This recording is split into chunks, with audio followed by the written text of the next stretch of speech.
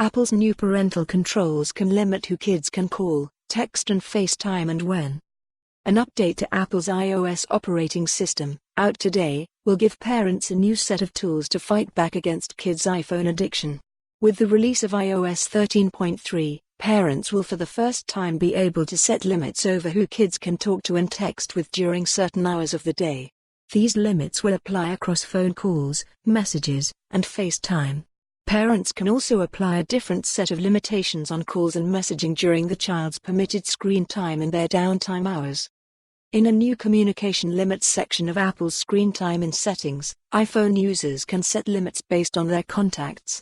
During allowed screen time, users can be contacted by everyone or only by people in their contacts, to prevent unknown contacts from reaching them.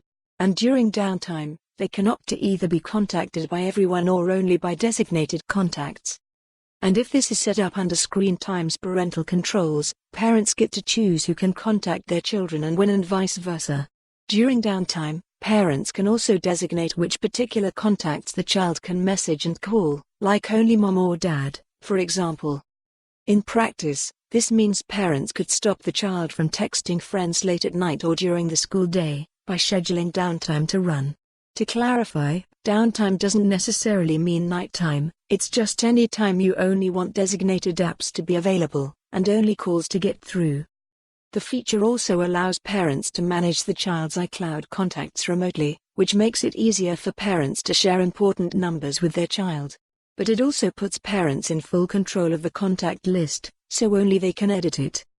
These new communication limits are a part of Apple's larger screen time system, which was introduced with iOS 12 last year.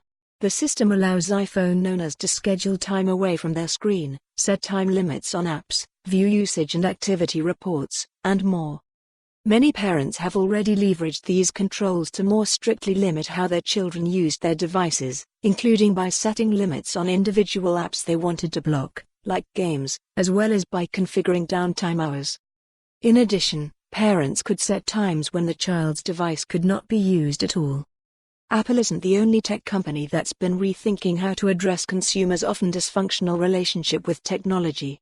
Google also introduced its own set of digital well-being controls and tools for Android, and even Facebook and Instagram have rewritten parts their software and algorithms with a focus on new metrics like time well spent, for example.